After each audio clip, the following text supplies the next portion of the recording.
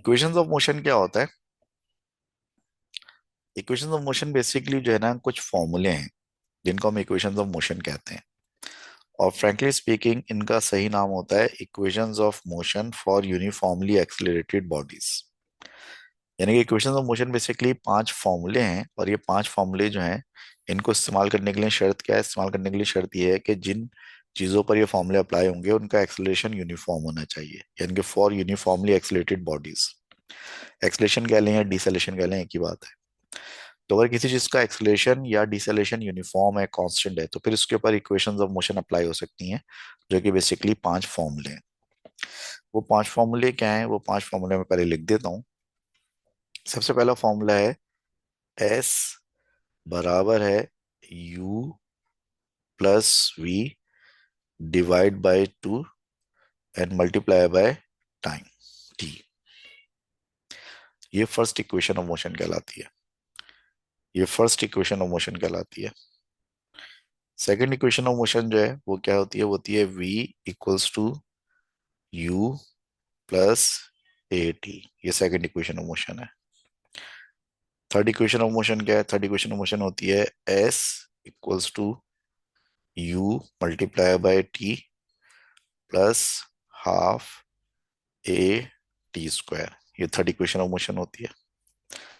Fourth equation of motion क्या होती है? फोर्थ इक्वेशन ऑफ मोशन होती है two A S equals to we square minus you square. और जो फिफ्थ इक्वेशन ऑफ मोशन होती है वो क्या होती है? वो होती है S equals to we T minus half A T square. ये पांच फॉर्मूले मैंने आपके सामने लिखे हैं। पांच फॉर्मूले जो हैं बेसिकली इक्वेशंस ऑफ मोशन कहलाते हैं फॉर यूनिफॉर्मली एक्सिलेटेड बॉडीज। इन पांचों इक्वेशन में टोटल पांच वेरिएबल्स इस्तेमाल होते हैं: एस, ए, यू, वी और टी। इन इक्वेशंस में एक्स का मतलब होता है डिस्प्लेसमेंट, डिस्टेंस भी कह सकते हैं। इन पांचों इक्वेशंस में जहां जहां ए इस्तेमाल हुआ है, ए का मतलब है एक्सिलरेशन।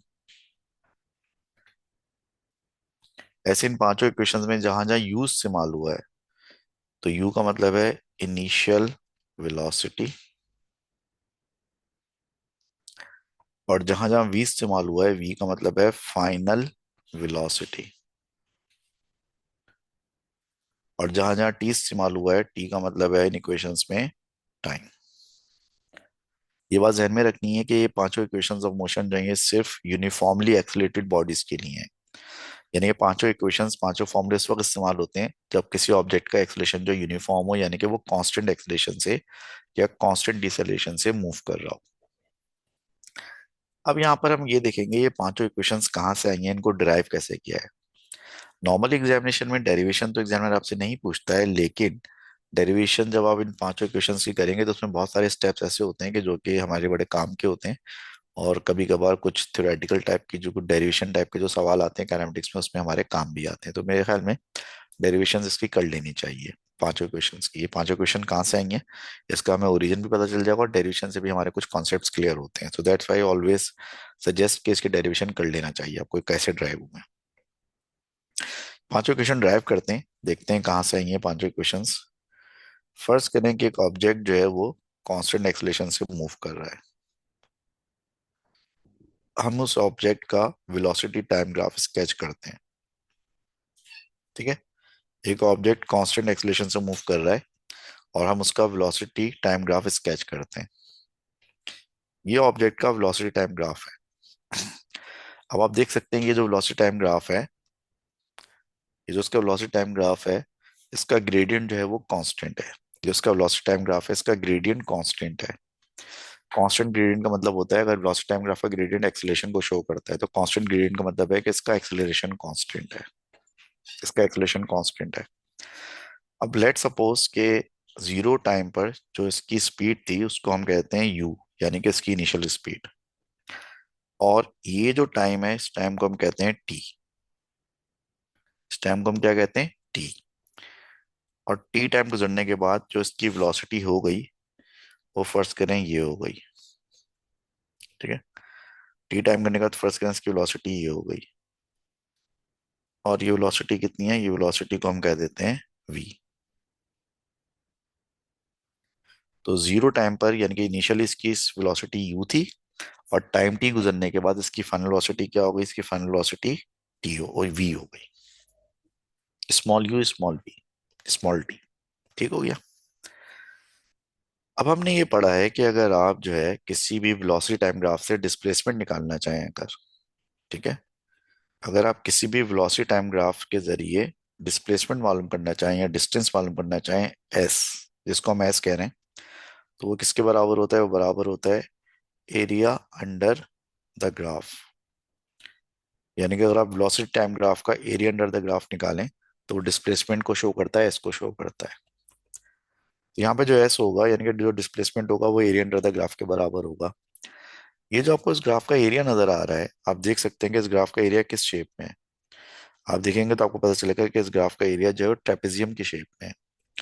और ट्रेपेजियम का एरिया मालूम करने का तरीका क्या होता है, half into sum of parallel sides.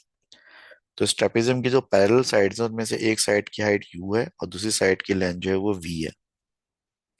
तो half of the sum of parallel sides यानी कि u प्लस v हो गया half into sum of parallel sides.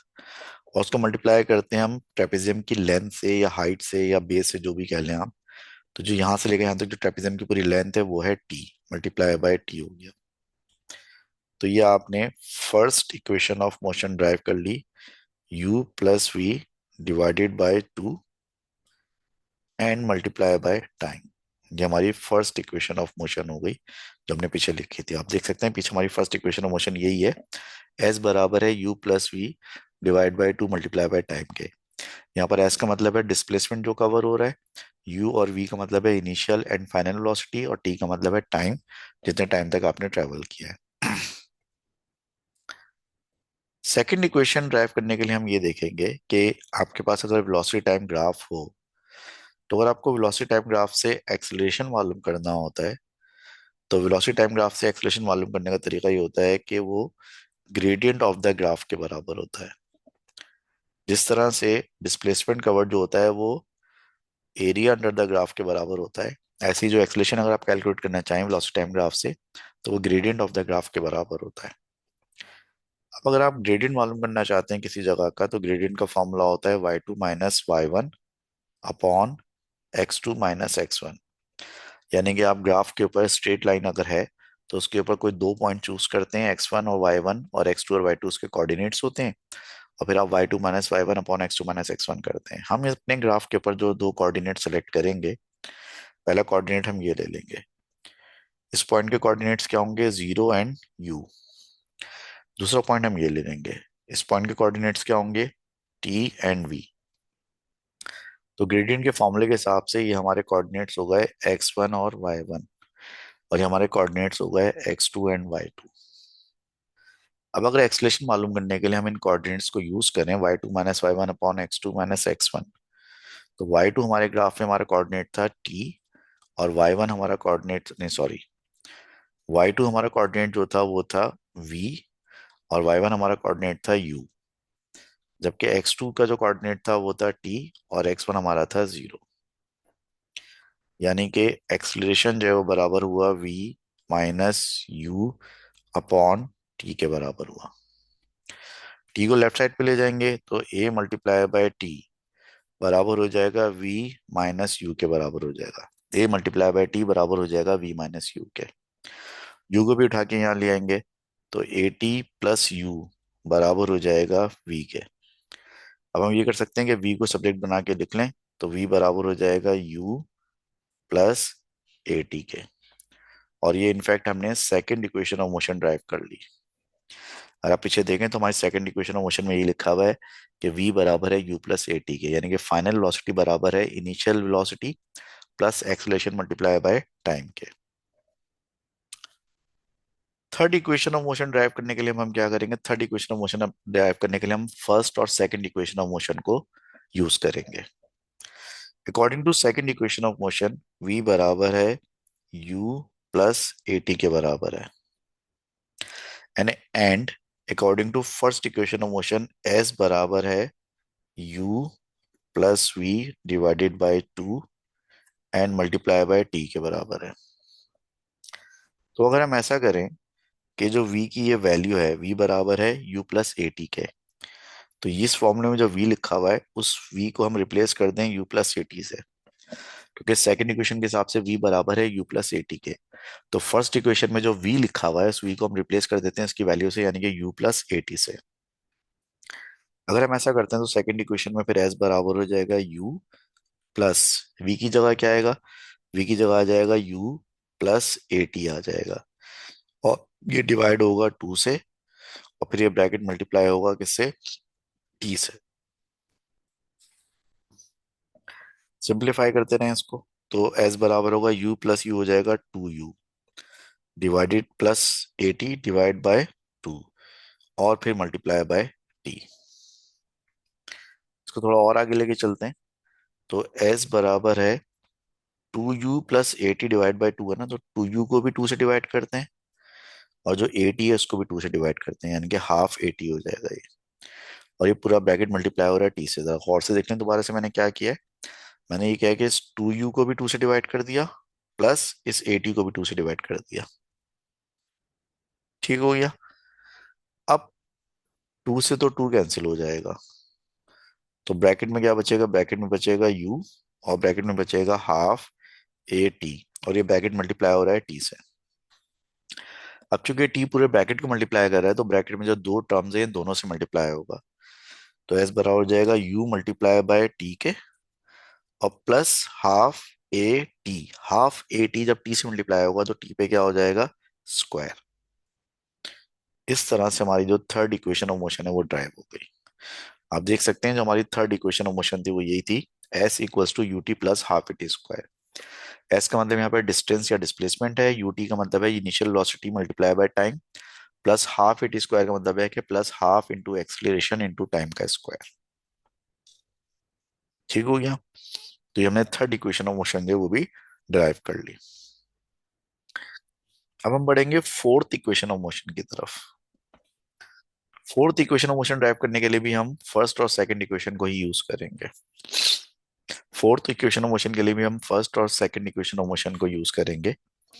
हमारी जो सेकंड इक्वेशन ऑफ मोशन है वो ये कहती है कि v बराबर है u प्लस ए टी के बराबर है।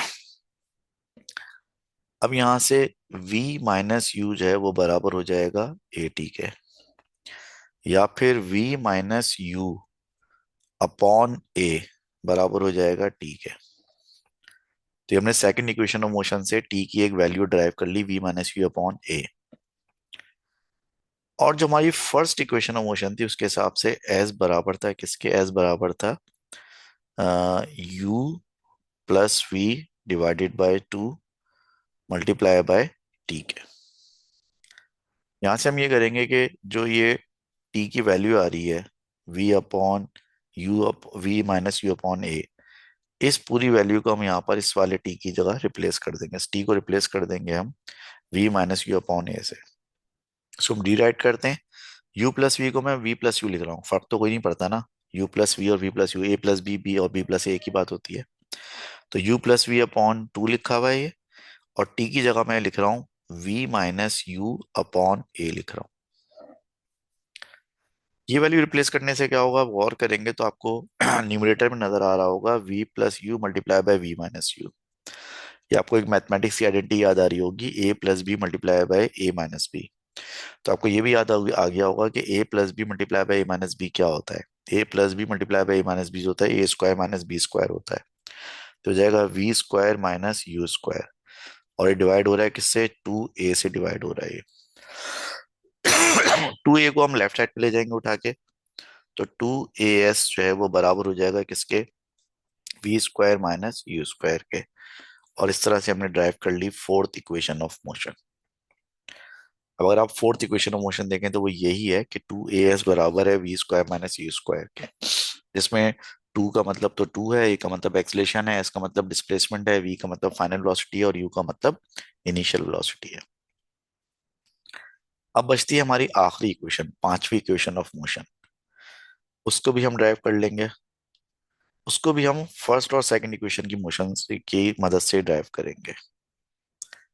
देखिए हमारी जो सेकंड इक्वेशन ऑफ मोशन है वो ये कहती है कि v बराबर है u प्लस ए टी के बराबर है। तो v माइनस ए टी बराबर होगा u के। और हमारी फर्स्ट इक्वेशन ऑफ मोशन ये कहती है कि s बराबर होता है किसके, s बराबर होता है u plus we divide by two और मल्टीप्लाई बाय टी के बराबर होता है। तो जो हमने u के लिए u को सब्जेक्ट बनाकर ये वैल्यू बनाई है v माइनस ए टी, इस वाले u में यानी कि फर्स्ट इक्वेशन में जो u लिखा है इसको रिप्लेस कर देंगे v माइनस ए टी से। तो जो u बराबर आ रहा है v माइनस ए टी के, फर्स्ट इक्वेशन का जो u है इसको हम रिप्लेस कर देंगे v माइनस ए टी से। इसको रिप्लेस करेंगे तो s बराबर हो जाएगा v minus a t plus we divided by two और मल्टीप्लाई बाय टी के। ब्रैकेट में v और v ऐड हो जाएंगे तो ये हो जाएगा two v minus a t divide by two and multiply by t. Two से डिवाइड करेंगे पूरे ब्रैकेट को तो हो जाएगा two v divide by two minus half A t और मल्टीप्लाई बाय टी। टू से टू कैंसिल हो जाएगा तो क्या बचेगा, बचेगा s equals to we t से मल्टीप्लाई होकर वी टी हो जाएगा और हाफ ए टी टी से मल्टीप्लाई होकर हाफ ए टी स्क्वायर हो जाएगा। तो ये आपकी fifth equation of motion derive हो गई, s equals to we T minus half A T square. इस तरह ही हमने पांचों इक्वेशंस ऑफ मोशन ड्राइव कर ली, यानी कि हमें पता चल गया ये पांचों इक्वेशंस कहाँ से आती हैं, ये फॉर्मूले कहाँ से आए, पांचों किस तरह से आए। इन पांचों इक्वेशन में जो है वो हमने पांच वेरिएबल इस्तेमाल किए हैं, एस ए यू वी और टी। ये बात ध्यान में रखना है कि ये हम सिर्फ इस्तेमाल करते हैं फॉर यूनिफॉर्मली एक्सलेटेड बॉडीज। ठीक है, तो हम ये यूज करेंगे, they are used only when a यानी कि एक्सेलरेशन इज कांस्टेंट यानी कि यूनिफॉर्म। ठीक है, कभी कभी ऐसा भी होगा कि किसी सवाल में जो है वेलोसिटी कांस्टेंट हुआ करेगी। इफ वेलोसिटी यानी कि स्पीड इज कांस्टेंट, तो अगर कहीं पर स्पीड कांस्टेंट होगी तो फिर इन पांचों में से कोई भी इक्वेशन इस्तेमाल नहीं होगी। अगर स्पीड कांस्टेंट होगी तो सिंपली हम फॉर्मूला इस्तेमाल करेंगे v is equals to s upon t, यानी कि speed equals to distance upon time. ठीक है, अगर स्पीड कांस्टेंट होगी तो हम सिंपली स्पीड का फॉर्मूला इस्तेमाल करेंगे डिस्टेंस अपॉन टाइम। लेकिन अगर एक्सेलरेशन कांस्टेंट होगा तो फिर इन पांचों में से कोई भी इक्वेशन हम इस्तेमाल कर सकते हैं। अच्छा, अब इसमें एक चीज पे आप और गौर करिए, पांचों इक्वेशंस में लिखता हूं दोबारा से। पहली इक्वेशन है s is equal to you plus we divide by two multiply by t. दूसरी इक्वेशन है v is equal to you plus A t. तीसरी इक्वेशन है s is equal to U T plus half A T square. चौथी equation है two A S equals to we square minus you square. और पांचवी equation है s is equal to we T minus half A T square. अब गौर ये करें कि इन पांचों में से हर इक्वेशन के अंदर चार चार वेरिएबल्स का जिक्र है।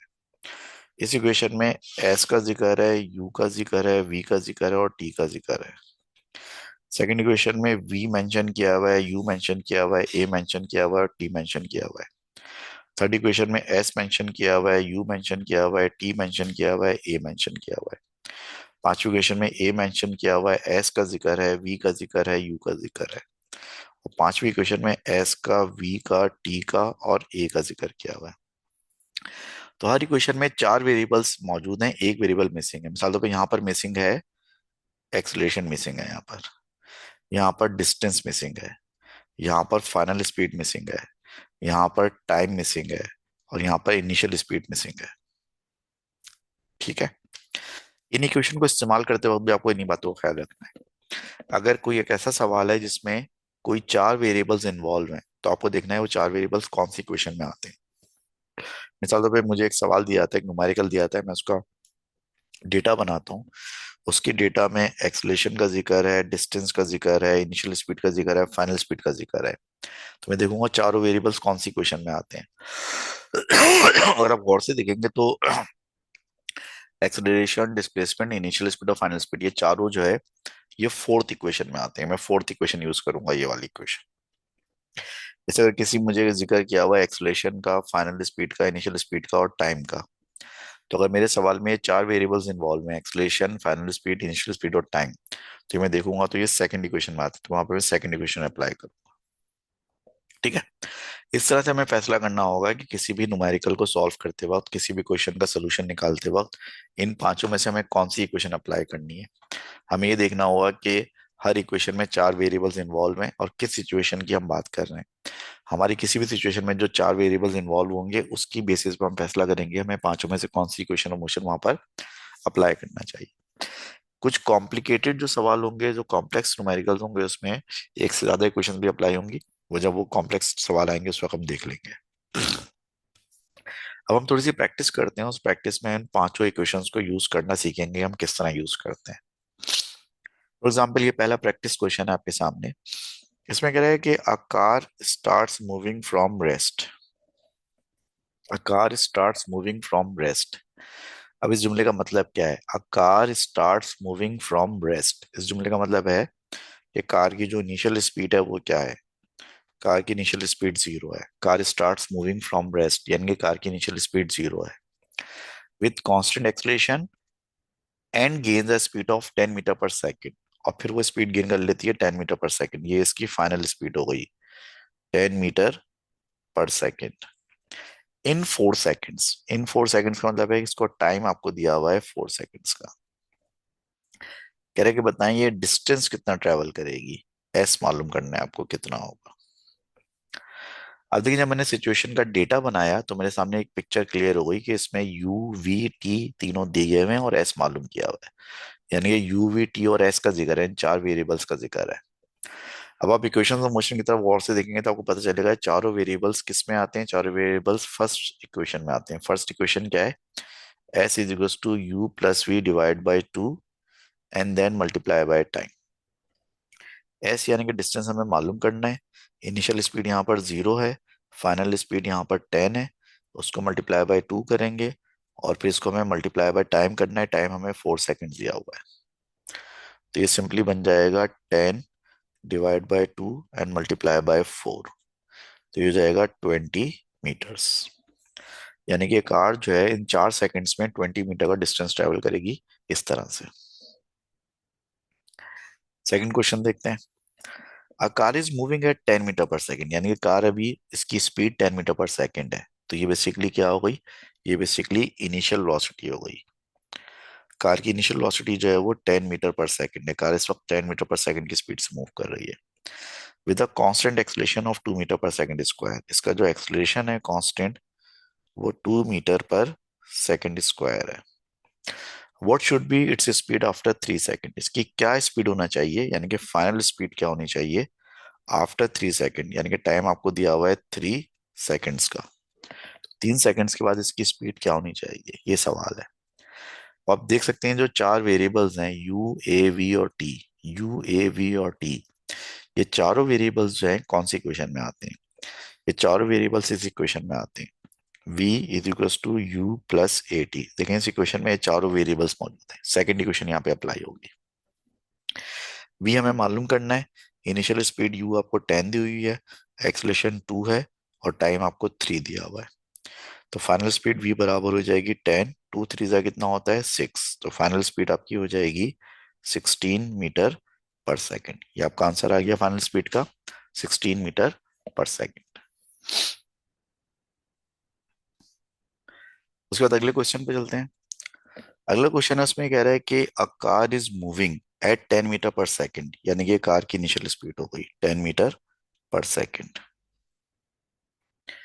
With a constant acceleration of 2 metre per second square. ये आपको उसने कांस्टेंट एक्सेलरेशन दे दिया 2 मीटर पर सेकेंड स्क्वायर। ये बात ध्यान में रखें कि इक्वेशन ऑफ मोशन सिर्फ कांस्टेंट एक्सेलरेशन के लिए अप्लाई होती है। What should be the distance covered. Distance covered यानी कि एस की वैल्यू क्या होनी चाहिए when its speed becomes 30 metre per second, जब इसकी फाइनल स्पीड जो है वो 30 मीटर पर सेकेंड हो जाएगी। अब आप गौर करें, इनिशियल स्पीड, एक्सलेशन, डिस्टेंस और फाइनल स्पीड ये कौन सी इक्वेशन में आते हैं? मेरे ख्याल में ये चारों जो आएंगे आपको इक्वेशन 4 में मिलेंगे। 2as equals to we square minus you square. इस इक्वेशन में चारों वेरिएबल्स इन्वॉल्व हैं। टू हो गया, एक्सलेशन भी टू है, डिस्टेंस एस मालूम करना है, फाइनल स्पीड आपकी है 30 का स्क्वायर, इनिशियल स्पीड है 10 का स्क्वायर। टू टू जा फोर होता है, 4s, इसका स्क्वायर होता है 900, इसका स्क्वायर होता है 100।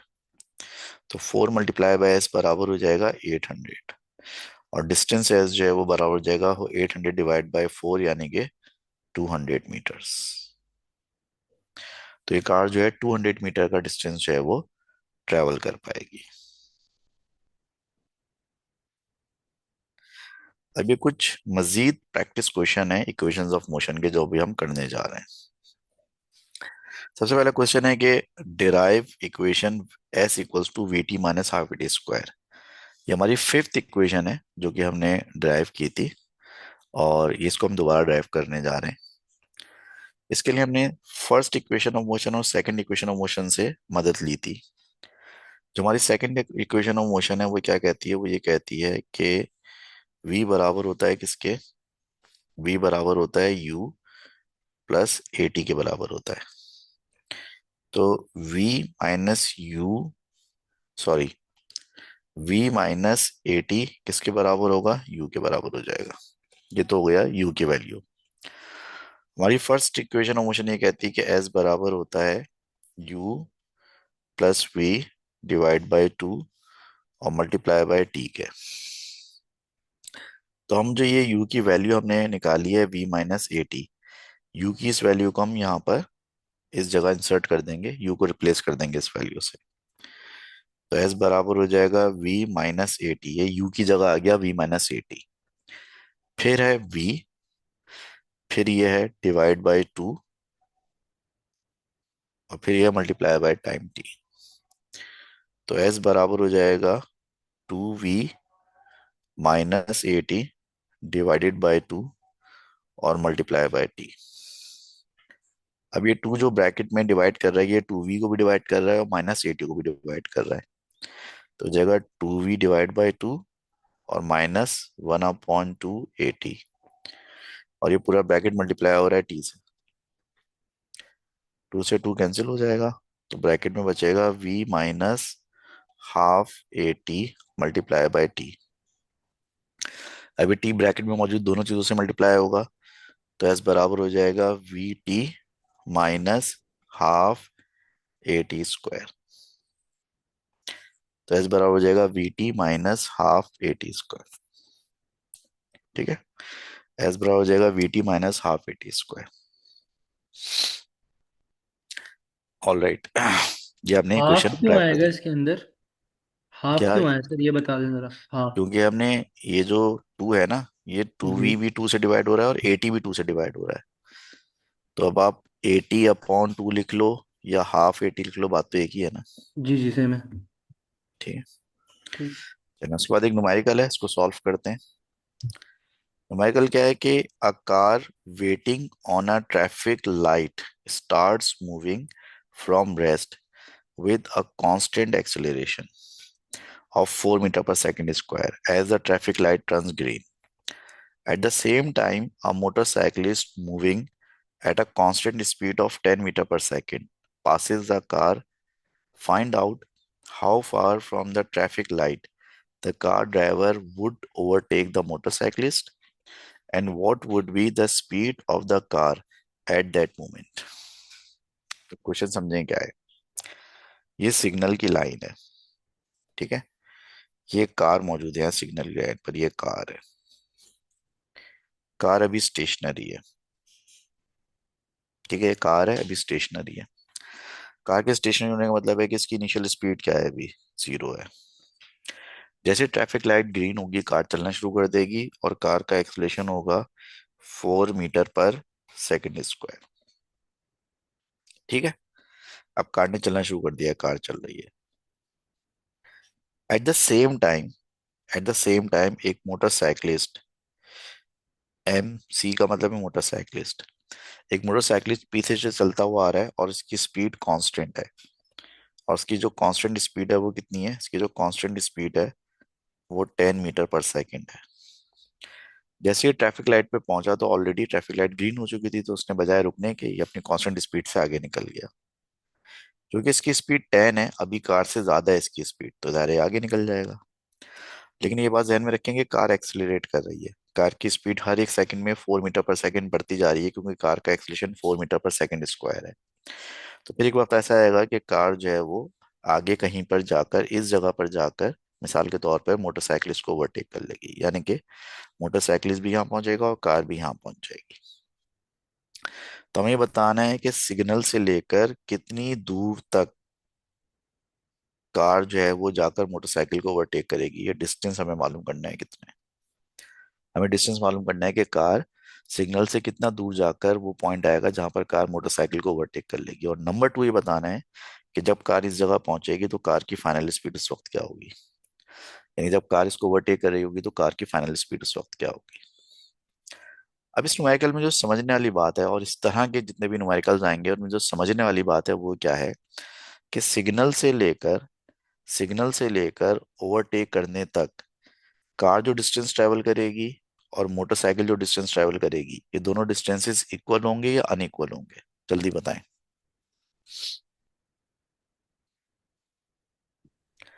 सिग्नल इक्वल से होगा। लेकर सिग्नल से लेकर ओवरटेक करने तक का जो डिस्टेंस होगा वो आप डायग्राम में भी देख सकते हैं, दोनों के लिए बराबर होगा, जाहिर है। जी सर, इक्वल होगा। ये स्टार्टिंग पॉइंट था और ये वो पॉइंट है जहाँ पर ओवरटेक हुआ है, तो जाहिर है डिस्टेंस बराबर होगा। और इस डिस्टेंस को कवर करने के लिए दोनों का टाइम भी बराबर होगा। क्यों टाइम बराबर होगा? क्योंकि दोनों ने एक ही टाइम पर सिग्नल की लाइन को क्रॉस किया था, और दोनों दायरे एक ही टाइम पे यहाँ पहुंचेंगे, जब भी तो कार ओवरटेक करेगी। तो समझने वाली पॉइंट यहाँ पर यह है कि जो डिस्टेंस एस है और जो टाइम टी है, वो कार और मोटरसाइकिल दोनों के लिए कॉमन है।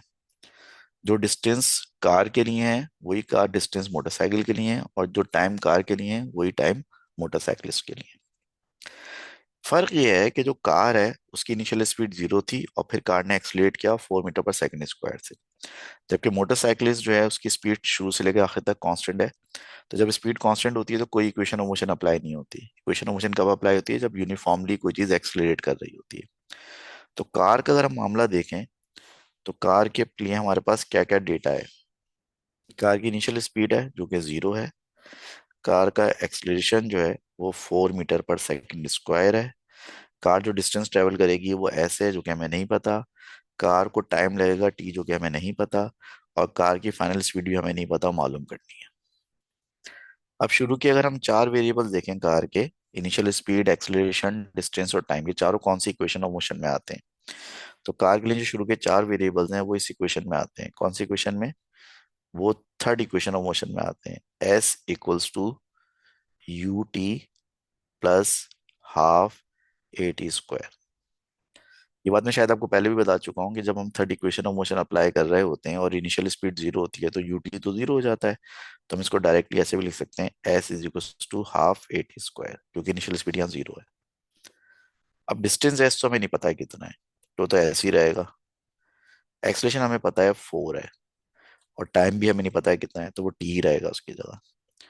2 2 जा 4 होता है, तो डिस्टेंस एस बराबर हो जाएगा 2 टी स्क्वायर के।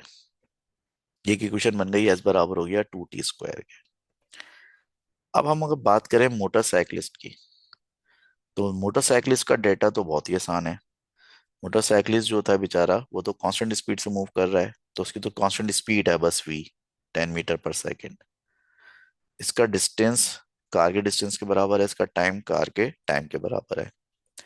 अब जब कोई ऑब्जेक्ट कांस्टेंट स्पीड से मूव कर रहा होता है तो स्पीड का फॉर्मूला होता है डिस्टेंस अपॉन टाइम। स्पीड उसकी 10 है और बराबर है डिस्टेंस अपॉन टाइम के, तो डिस्टेंस बराबर हो जाएगा 10 × टाइम के। अब कार के लिए जो एस है डिस्टेंस, वो 2 टी स्क्वायर के बराबर है। मोटरसाइकिलिस्ट के लिए जो डिस्टेंस है एस, वो भी 10 टी के बराबर है। दोनों का डिस्टेंस एक है, दोनों का टाइम एक है। दोनों इक्वेशंस को कंपेयर कर लेते हैं, दोनों का लेफ्ट साइड इक्वल है तो राइट साइड भी इक्वल होगा, यानी कि 2 टी स्क्वायर किसके बराबर होगा? 10 टी के बराबर होगा। स्क्वायर से टी कैंसिल हो जाएगा, 2 1 जा होता है, 2 5 जा 10 होता है, तो टाइम कितना हो जाएगा? टाइम हो जाएगा 5 सेकेंड। यानी कार जो है वो सिग्नल से निकलने के 5 सेकेंड बाद मोटरसाइकिल को ओवरटेक करेगी। डिस्टेंस कितना कवर करेगी? ये पहली या दूसरी कोई भी क्वेश्चन में टाइम की वैल्यू पुट करने आंसर आ जाएगा। दूसरी ले लेते हैं, 10 × टाइम, टाइम है 5, तो डिस्टेंस कवर करेगी कार मोटरसाइकिल को ओवरटेक करने से पहले 50 मीटर का, यानी कि 5 सेकंड बाद 50 मीटर्स का डिस्टेंस कवर करने के बाद कार जो है वो मोटरसाइकिलिस्ट को ओवरटेक कर लेगी। 5 सेकंड के बाद 50 मीटर का डिस्टेंस ट्रेवल करने के बाद कार जो है मोटरसाइकिलिस्ट को ओवरटेक कर लेगी। दूसरा सवाल ये था कि कार की फाइनल स्पीड कितनी होगी इस वक्त। तो देखें, कार की फाइनल स्पीड अब आप किसी भी फॉर्मूले से मालूम कर सकते हैं, आप इससे मालूम कर लें। v बराबर है u प्लस ए टी के। तो कार की इनिशियल स्पीड 0 थी, कार का एक्सलेशन 4 था, और अभी हमने मालूम किया कि कार को 5 सेकंड्स लगेंगे डिस्टेंस ट्रेवल करने में, तो टाइम की जगह 5 आ जाएगा। तो ये डिस्टेंस कवर करने के बाद कार की फाइनल स्पीड जो है वो हो जाएगी 20 मीटर पर सेकंड हो जाएगी। इस तरह से ये कॉम्प्लेक्स क्वेश्चन जो है वो सॉल्व हो गया। इसका जो बेसिक जो इसमें जो पॉइंट था न्यूमेरिकल में, वो ये था कि कार और मोटरसाइकिल जो दोनों डिस्टेंस ट्रेवल करेंगे वो एक ही होगा, और कार और मोटरसाइकिल जो टाइम ट्रेवल करेंगे वो टाइम भी दोनों का एक ही होगा। इस वजह से हम साइमल्टेनियसली इन दोनों को सॉल्व करने में कामयाब रहे। एनीवेज, ये हमने कुछ प्रैक्टिस क्वेश्चन मजीद कर लिए इक्वेशंस ऑफ मोशन के। अब हम जो है प्योरली कुछ क्वेश्चंस करेंगे फ्रॉम पास्ट पेपर्स। अब हम इक्वेशंस ऑफ मोशन के पास्ट पेपर से कुछ क्वेश्चंस करेंगे, वो 4-5 क्वेश्चंस। ये पहला सवाल है और आप देख सकते हैं लिखा हुआ है क्वेश्चंस फ्रॉम पास्ट पेपर्स। कह रहे कार है वो ट्रेवल कर रही है यूनिफॉर्म एक्सलेशन के साथ, एक स्ट्रेट रोड पे चल रही है। उस रोड पर जो है ना पोस्ट लगी हुई है, मतलब मार्कर पोस्ट लगी हुई है, निशान जिसे कहते हैं ना, निशान लगे हुए हैं। हर 100 मीटर बाद एक पोस्ट लगी हुई है। जब कार जो है एक पोस्ट से गुजरती है तो उसकी स्पीड 10 होती है, जब वो नेक्स्ट वन से गुजरती है तो उसकी स्पीड 20 होती है। तो बताएं कार का एक्सलेशन कितना होगा। देखें, ये एक पोस्ट है, ये दूसरी पोस्ट है। किसी भी दो पोस्ट के बीच में डिस्टेंस इसने हमें बताया हुआ है कि 100 मीटर है। अब जब कार पहली वाली पोस्ट से गुजरी तो कार की स्पीड थी 10 मीटर पर सेकेंड, और जब कार नेक्स्ट पोस्ट से गुजरी तो कार की स्पीड थी 20 मीटर पर सेकेंड। यानी कि 10 मीटर पर सेकेंड जो है कार की इनिशियल स्पीड हो गई, 20 मीटर पर सेकेंड कार की फाइनल स्पीड हो गई, और 100 मीटर कार का डिस्टेंस हो गया एस। ये हमसे मालूम करने को कह रहे हैं कि बताओ कार का एक्सलेशन कितना होगा। अब ये प्रॉब्लम जो मैंने आपको एक्सप्लेन किया, तो आप देख सकते हैं कि इस प्रॉब्लम में 4 वेरिएबल्स इन्वॉल्व हो गए। एस यानी कि डिस्टेंस, यू यानी कि इनिशियल वेलोसिटी, वी यानी कि फाइनल वेलोसिटी, और ए यानी कि एक्सलेशन। ये चारों वेरिएबल्स कौन सी इक्वेशन ऑफ मोशन में आते हैं? चारों variables fourth equation of motion में आते हैं, जिसमें 2as बराबर होता है we square minus you square के। टू की जगह 2 आएगा, ए हमें मालूम करना है, एस की जगह 100 आएगा, फाइनल स्पीड की जगह 20 आएगा, उस पर स्क्वायर है, इनिशियल स्पीड की जगह 10 आएगा, उस पर भी स्क्वायर है। तो 2 × 100 हो जाएगा 200 एक्सलेशन, 200 टाइम्स एक्सलेशन बराबर होगा 400, और 10 का स्क्वायर होता है 100। सो 200 टाइम्स एक्सलेशन बराबर होगा 300 के। तो एक्सलेशन जो है वो बराबर हो जाएगा 300 डिवाइड बाई 200, यानी कि 1.5 metre per second square acceleration हो जाएगा। और 1.5 मीटर पर सेकेंड स्क्वायर का मतलब है कि इसका आंसर जो है वो ऑप्शन बी हो जाएगा। ऑप्शन बी में एक्सलेशन लिखा हुआ है 1.5 metre per second square.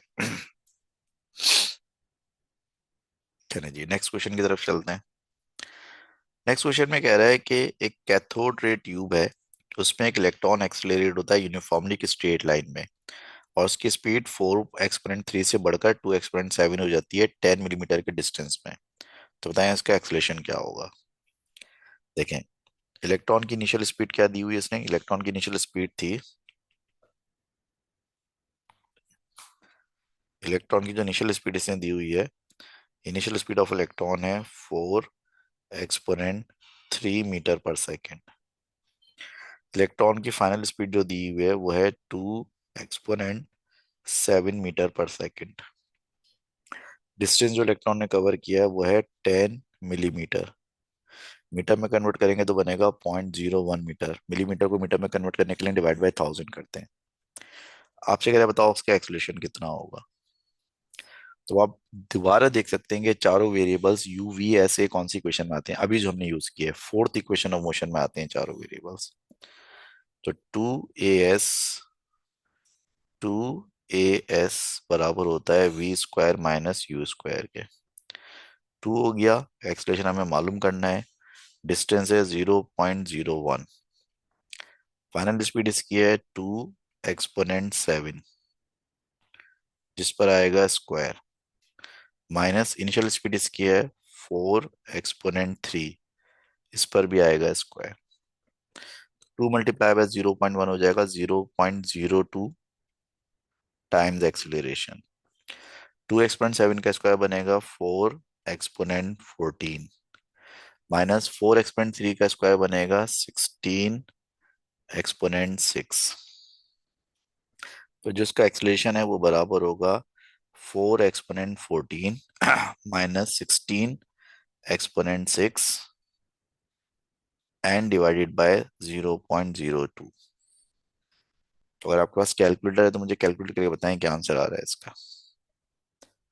4 exponent 14 minus 16 exponent 6 divide by 0.02, जरा आंसर बताएं इसका कैलकुलेट करके।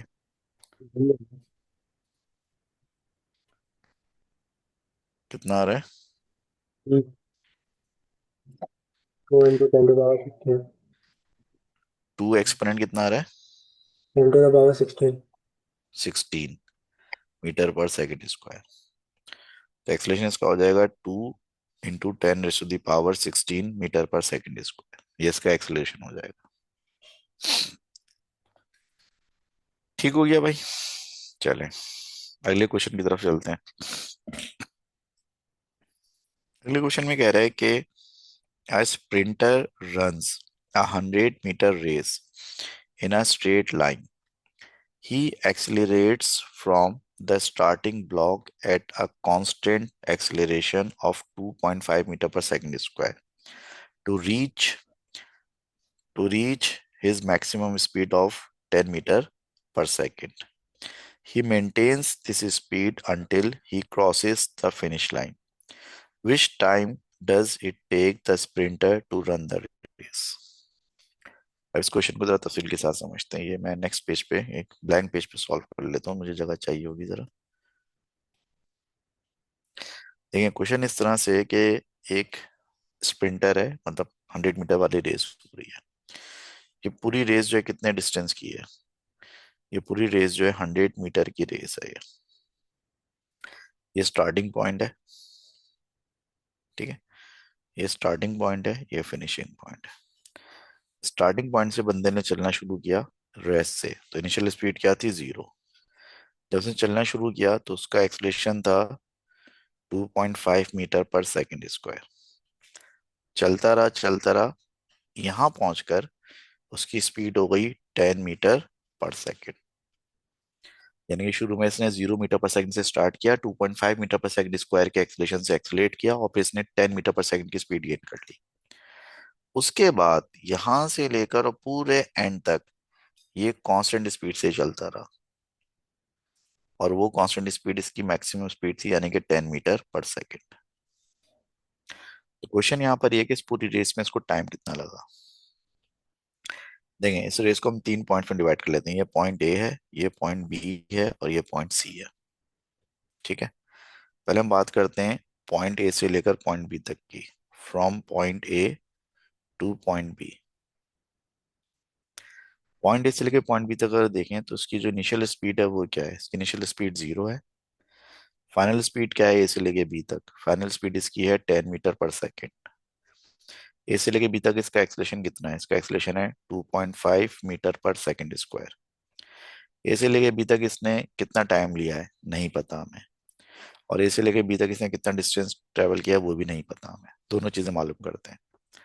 हम पहले लगाते हैं second equation of motion, v is equal to you plus A T.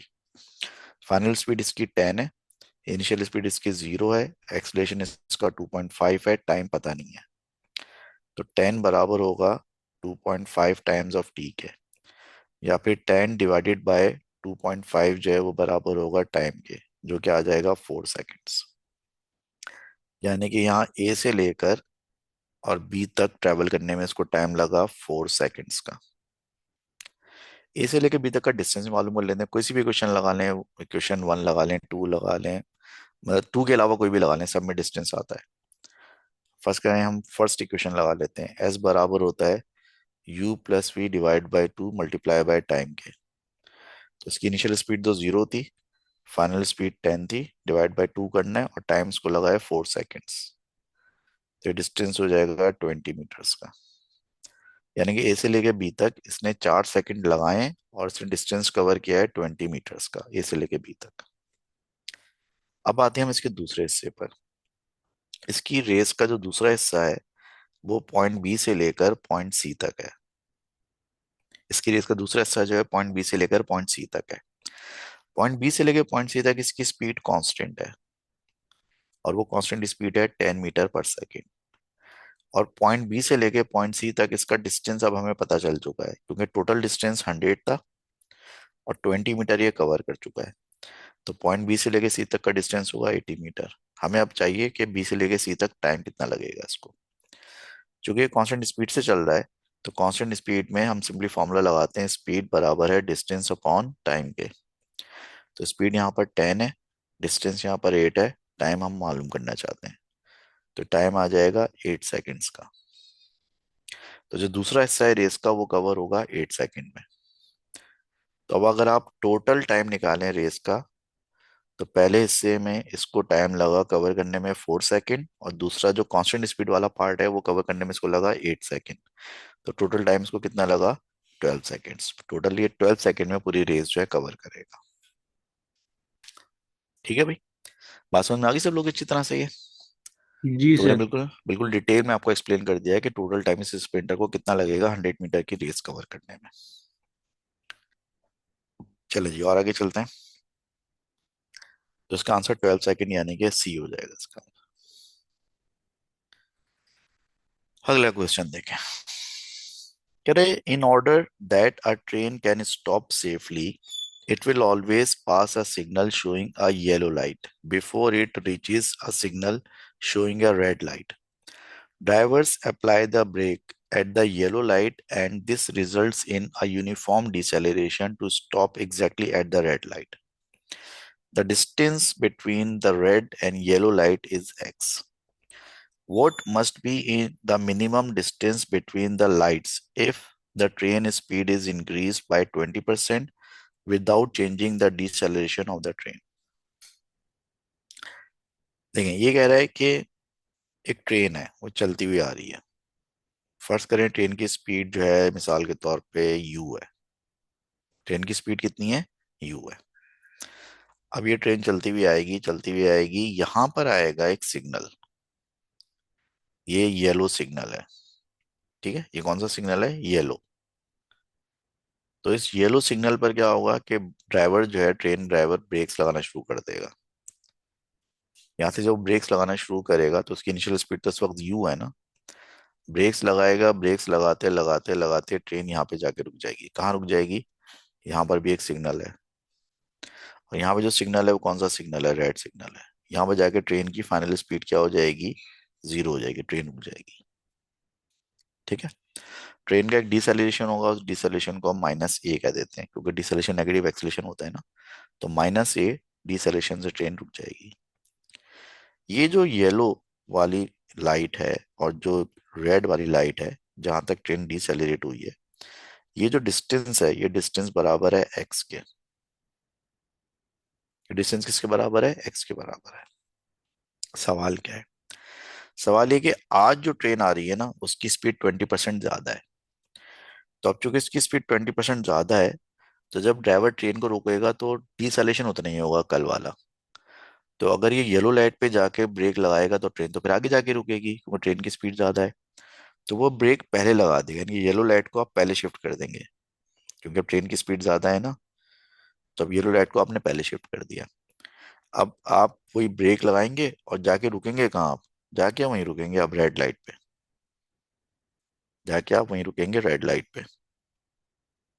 Red light पे आप जाके रुक गए। तो अब आपकी स्पीड 20% ज्यादा है। तो अब आपका जो डिस्टेंस होगा, नया डिस्टेंस बजाय एक्स से ज्यादा होगा। तो सवाल ये कि अब ये नया डिस्टेंस कितना होना चाहिए कि आप एग्जैक्ट वही रेड लाइट पे जाके रुके? आपके पास 4 ऑप्शन है। क्या ये डिस्टेंस पुराने डिस्टेंस का 1.2 टाइम्स होगा, 1.25 टाइम्स होगा, 1.44 टाइम्स होगा, 1.56 टाइम्स होगा? ये बताना है आपको। अच्छा, पहले तो एक चीज तय करें। जब ट्रेन पुराने वाले तरीके से आ रही थी तो ट्रेन की इनिशियल स्पीड क्या थी u, ट्रेन की फाइनल स्पीड क्या थी 0, ट्रेन का एक्सेलरेशन कितना था -a क्योंकि डिसेलेरेट करते हो, ट्रेन का डिस्टेंस कितना था x। अगर ये रिकॉल करें, acceleration, initial speed, final speed और डिस्टेंस, ये चारों कौन सी इक्वेशन ऑफ मोशन में आते हैं? ये चारों फोर्थ इक्वेशन ऑफ मोशन में आते हैं, जिसके हिसाब से 2as किसके बराबर होता है, जिसके हिसाब से 2as बराबर होता है v² माइनस u² के बराबर होता है। 2 आ जाएगा, एक्सेलरेशन की जगह -a आएगा क्योंकि ट्रेन डिसेलेरेट कर रही है, डिस्टेंस की जगह x आ जाएगा, फाइनल स्पीड 0 है, इनिशियल स्पीड u है। तो -2ax बराबर होगा -u² के, माइनस से माइनस कैंसिल, तो 2ax बराबर हो जाएगा u² के। इसको भी यहीं छोड़ देते हैं। अब नेक्स्ट सिचुएशन पर आते हैं। यहाँ पर जो आपकी इनिशियल स्पीड है वो 20% ज्यादा है, कल के मुकाबले में 20% ज्यादा है। अब मुझे जल्दी से बताओ कि कल अगर आपकी स्पीड u थी, तो अगर u को 20% इंक्रीज कर दें तो फिर एक्सप्रेशन क्या बनेगी? u को अगर मुझे 20% इंक्रीज करके लिखना हो तो मैं क्या लिखूंगा, जल्दी बताओ। u को 20% इंक्रीज करके लिखना हो तो मैं क्या लिखूंगा? सर u+20 हो सकता है। u+20 तो मतलब 21u हो जाएगा, वो तो फिर हाँ 21 गुना हो जाएगी। हाँ, वो तो नहीं हो सकता। 20% यू इंक्रीज करेंगे तो ये बन जाएगा 1.2u। देखो ना, 1u का मतलब तो है पूरा 100% यू, जो u था। 0.2u का मतलब होगा 20% यू। तो पुराने वाले u में अगर 0.2 यानी कि 20% यू ऐड कर देंगे तो 1.2u हो जाएगा ना। अभी बात है समझी? जी सर। 20% यू बढ़ाने का मतलब है कि यू से बढ़कर 1.2u हो जाएगा। जी। फाइनल स्पीड अभी भी 0 करनी है आपको, ठीक है, फाइनल स्पीड आपको अभी भी 0 ही करनी है। एक्सलेशन आपका अभी भी वही नेगेटिव ए है, यानी कि वही सेम डिसेलेरेशन है, लेकिन अब नया डिस्टेंस आपको मालूम करना है कितना होगा इन टर्म्स ऑफ एक्स। इस पर भी फोर्थ इक्वेशन ऑफ मोशन लगेगी। फोर्थ इक्वेशन ऑफ मोशन क्या कहती है? फोर्थ इक्वेशन ऑफ मोशन ये कहती है कि 2as बराबर होता है किसके, v² माइनस u² के बराबर होता है। 2 आ गया, एक्सलेशन की जगह -a आएगा, s मालूम करना है। फाइनल स्पीड 0 है, इनिशियल स्पीड अब आपकी है 1.2 टाइम्स ऑफ u है आपकी इनिशियल स्पीड, इस पे स्क्वायर आ जाएगा, ये हो जाएगा -2as, और ये हो जाएगा -1.2 का स्क्वायर होता है 1.44u², माइनस से माइनस कैंसिल हो जाएगा। अब देखो, हमने पीछे ड्राइव किया था कि u² बराबर है 2ax के, तो u² की इस वैल्यू को हम यहाँ पर रिप्लेस कर देंगे इस इक्वेशन में। तो 2as बराबर होगा 1.44, और u² की जगह क्या आ जाएगा, 2ax। नई वाली एक्सप्रेशन में u² को हम रिप्लेस कर देंगे, पुरानी वाली एक्सप्रेशन में u² बराबर आया था 2ax के। फायदा क्या होगा, 2 से 2 कैंसिल होगा, a से a कैंसिल होगा, तो नया डिस्टेंस s जो है वो बराबर हो जाएगा 1.44x के बराबर हो जाएगा। So new distance will be equal to 1.44x। C answer हो जाएगा। हमें क्या ख्याल है, समझ में आई बात कुछ कुछ? हम सर, ये जो अभी आखिर में जो अभी आपने ये जो लिखा है, ये अगर आप इसको रिपीट कर दें सर। देखो, हमारे पास जो इक्वेशन थी वो क्या थी, इक्वेशन ये थी कि 2as बराबर है v² माइनस u² के, ठीक है। तो एक्सलेशन की जगह तो -a आ जाएगा क्योंकि डिसेलेरेट कर रहा था, वही प्रीवियस पुराना वाला। s मालूम करना है, स्पीड u² की जगह 1.2 का स्क्वायर आएगा। अब देखो, स्क्वायर पूरे 1.2u पे आएगा क्योंकि स्पीड की पूरी वैल्यू 1.2u है। तो जब पूरे 1.2 पे स्क्वायर करेंगे तो 1.2 का स्क्वायर 1.44 होता है, और u का स्क्वायर u² होता है। माइनस अपनी जगह पे रहा क्योंकि स्क्वायर माइनस के बाद था, माइनस पे स्क्वायर नहीं था, तो इसने माइनस ही रहा है। माइनस से माइनस कैंसिल हो गया, बाकी u की वैल्यू जो हमने पहले निकाली थी पिछली वाली एग्जाम्पल से, उसमें u² बराबर आया था 2ax के, तो यहाँ पर हमने u² की जगह 2x लिख दिया, उससे 2a कैंसिल हो गया, और नया डिस्टेंस s जो है वो इन टर्म्स ऑफ x निकल आया 1.44x। ठीक है सर, समझ आ गई। चलिए जो और आगे चलते हैं। Question number 5। क्वेश्चन नंबर 5 में कह रहा है कि दो कार्ड्स हैं x एंड y, और उनकी पोजीशन को हमने शो किया हुआ है टाइम 0 पे, ठीक है। यानी जब 0 टाइम होगा तो उनकी पोजीशन हमने शो की हुई है। दोनों सेम डायरेक्शन में ट्रेवल कर रही हैं, एक्स जो है 50 मीटर बिहाइंड है वाई के, और एक्स की कांस्टेंट वेलोसिटी है 30, वाई की कांस्टेंट वेलोसिटी है 20। So what is the value of t when x is level with y? आसान जबान में ये कह रहा है कि ये कार एक्स है, ये कार वाई है। अभी फिलहाल कार वाई आगे है, और कार वाई कार एक्स से कितना आगे है? कार वाई जो है कार एक्स से 50 मीटर आगे इस वक्त। कार वाई की स्पीड है 20, कार एक्स की स्पीड है 30। गो के कार एक्स अभी पीछे है, लेकिन कुछ अरसे बाद वो कार वाई को जाके ओवरटेक कर लेगी। वजह क्या है? वजह बहुत सिंपल है। वजह है कि कार एक्स की स्पीड ज्यादा है, तो लिहाजा ये जो डिफरेंस है उसको एक दफा ये लेवल अप कर देगी। फर्स्ट करें इस जगह पे दोनों कार्स लेवल हो गई। अभी जो टाइम हो रहा है, अभी टाइम कितना हो रहा है? 0। तो यहां पर पहुंच के टाइम कितना हो जाएगा ये आपको बताना है, ये सवाल है। अब बड़ी आसान सी बात है, कार एक्स जो डिस्टेंस कवर करेगी, दोनों कार की स्पीड कांस्टेंट है। जब स्पीड कांस्टेंट होती है तो डिस्टेंस बराबर होता है स्पीड मल्टीप्लाई बाय टाइम के बराबर होता है। तो कार एक्स जो डिस्टेंस कवर करेगी वो इसकी स्पीड मल्टीप्लाई बाय टाइम के बराबर होगा। और कार वाई जो ये रेड वाला लाइन जो मैंने ड्रॉ की है, जो डिस्टेंस कवर करेगी, 20 मल्टीप्लाई बाय टी के बराबर होगा। लेकिन आप देख सकते हैं कि कार एक्स के लिए ये पूरा डिस्टेंस 30 मल्टीप्लाई बाय टी के बराबर है, जबकि नीचे कार वाई के लिए ये आधा ये वाला डिस्टेंस 20 मल्टीप्लाई बाय टी है, और पहले जो शुरू में जो डिस्टेंस है वो 50 मीटर है। तो आप डायग्राम से देखें तो ये जो 30 मल्टीप्लाई बाय टी है, ये इन दोनों डिस्टेंसेस के सम के बराबर है, 50 metre plus 20 multiply by t. तो 30 मल्टीप्लाई बाय टी बराबर है किसके? 20 multiply by T plus 50 metre के। 30 टी में से माइनस कर लें आप 20 टी को, तो बराबर हो जाएगा किसके? 50 के। 30 टी माइनस 20 टी होता है 10 टी। तो 10 टी बराबर होगा 50 के, और टी बराबर हो जाएगा 5 सेकेंड्स के। यानी कि 5 सेकेंड बाद जो है कार एक्स जाकर कार वाई को ओवरटेक कर लेगी, उसके साथ लेवल हो जाएगी। तो टी 5 सेकेंड्स हो जाएगा, डी आंसर हो जाएगा इसका। चलें जी, ये आपने क्वेश्चन ऑफ मोशन की बहुत सारी प्रैक्टिस की, फिर आपने उसके कुछ 5 क्वेश्चंस किए फ्रॉम पास पेपर्स। अब हम जरा इस बात को आगे बढ़ाते हैं। Now we are going to apply equations of motion for free fall motion. अब हम इक्वेशन ऑफ मोशन को फ्री फॉल मोशन पे अप्लाई करना चाहते हैं। दो बातें याद करें। सबसे पहले तो याद करें कि इक्वेशन ऑफ मोशन अप्लाई करने के लिए शर्त क्या होती है। इक्वेशन ऑफ मोशन अप्लाई करने के लिए शर्त ये होती है कि एक्सलेशन कांस्टेंट होना चाहिए, क्योंकि हमने इसके नाम में भी लिखा था कि इक्वेशंस ऑफ मोशन जो होती हैं वो फॉर यूनिफॉर्मली एक्सेलरेटेड बॉडीज होती हैं। तो कांस्टेंट एक्सेलरेशन होगा तो आप इक्वेशन ऑफ मोशन को अप्लाई कर सकते हैं। फ्री फॉल मोशन अगर आप याद करें तो हमने भी ग्राफ्स के अंदर फ्री फॉल मोशन डिस्कस किया था। फ्री फॉल मोशन ये होता है कि ऑब्जेक्ट ऐसे मूव करे कि उसके ऊपर सिर्फ ग्रेविटी की फोर्स लगे और कोई फोर्स ना लगे।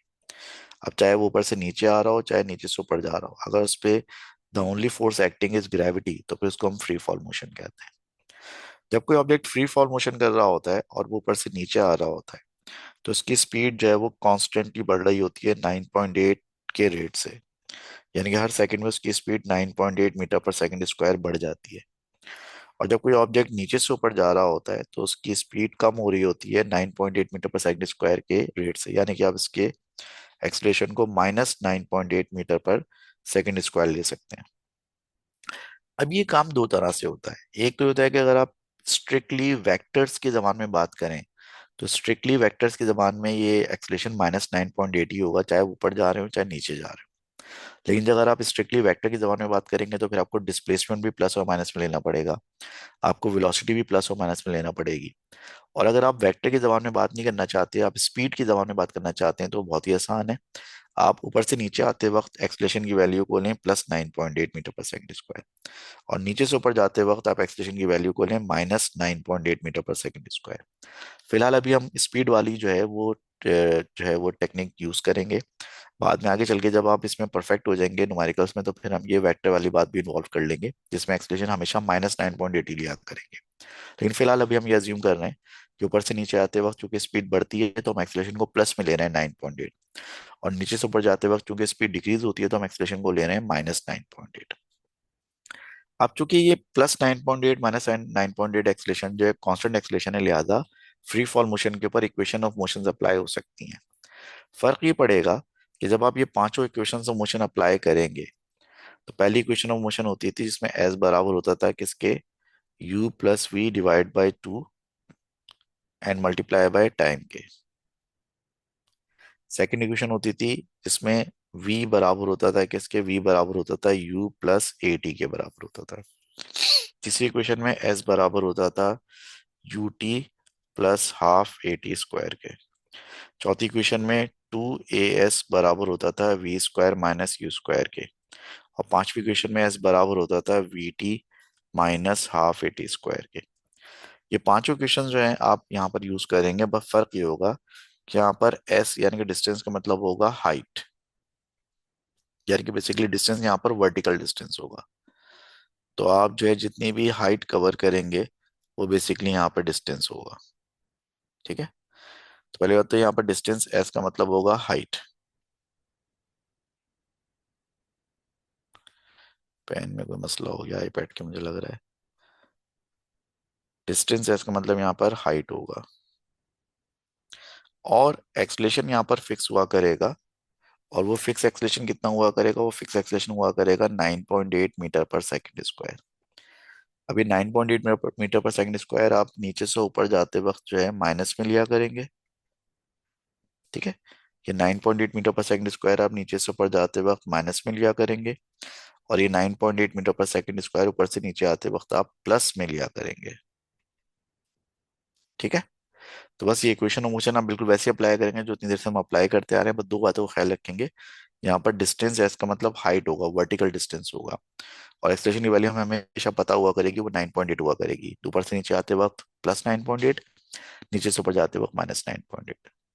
बस इन दो बातों को ध्यान में रखते हुए इन पांचों इक्वेशंस ऑफ मोशन को आप किसी भी फ्री फॉल मोशन पे अप्लाई कर सकते हैं, क्योंकि free fall motion constant acceleration के साथ होती है, और कांस्टेंट एक्सलेशन पर आप इक्वेशन ऑफ मोशन अप्लाई कर सकते हैं। अब यहाँ पर एक क्वेश्चन है, इसको हम सॉल्व करते हैं। An object is dropped with 40 metre height, how long should it take to hit the ground. एक ऑब्जेक्ट को 40 मीटर की हाइट से आपने ड्रॉप किया है, तो सवाल ये है कि वो कितनी देर में नीचे पहुंचेगा। पहली बात, जब आप किसी ऑब्जेक्ट को ड्रॉप करते हैं तो उसकी इनिशियल स्पीड क्या होती है, जीरो होती है। जब आप किसी ऑब्जेक्ट को ड्रॉप करते हैं तो उसकी इनिशियल स्पीड क्या होती है, इनिशियल स्पीड उसकी जीरो होती है। ठीक है, जब वो नीचे आ रहा होता है तो उसका एक्सलेशन जो होता है वो +9.8 मीटर पर सेकंड स्क्वायर होता है। और यहाँ पर उसको जो हाइट कवर करनी है, डिस्टेंस जो कवर करना है वो 40 मीटर का है। सवाल ये है कि वो कितनी देर में जमीन से आके टकराएगा। अब ये चार वेरिएबल्स आपके सामने आ गए, यू ए एस टी। ये चारों variables third equation of motion में आते हैं, s is equals to U T plus half A T square. लेकिन उसके साथ साथ आपको मैं ये भी बता चुका हूँ, अभी मैंने पीछे एक सवाल में बताया था कि जब आप ये इक्वेशन इस्तेमाल कर रहे होते हैं, s is equals to U T plus half A T square, और अगर इनिशियल स्पीड जीरो हो, तो फिर ये इक्वेशन शक्ल इख्तियार कर लेती है S equals to half A T square. तो बस याद कर लें, जब कभी भी आपको third equation of motion apply करनी होगी और और वहां पर इनिशियल स्पीड जीरो हुआ करेगी, तो आपको फॉर्मूला लगाना होगा s is equals to half A T square. S यानी कि डिस्टेंस की वैल्यू यहाँ पर है 40। ठीक है, एस यानी कि डिस्टेंस की वैल्यू यहाँ पर 40 है। हाफ हो गया, ऊपर से नीचे आते वक्त एक्सलेशन कितना होता है, ऊपर से नीचे आते वक्त एक्सलेशन जो होता है वो 9.8 होता है, और टाइम हमें मालूम करना है। टाइम को सब्जेक्ट बनाएंगे तो टाइम किसके बराबर हो जाएगा, टाइम बराबर हो जाएगा 40 मल्टीप्लाई बाय 2 डिवाइड बाय 9.8 का square root. 40 multiply by 2 divide by 9.8 का स्क्वायर रूट। जरा बताओ उसका क्या आंसर आ रहा है, कैलकुलेट करके बताओ।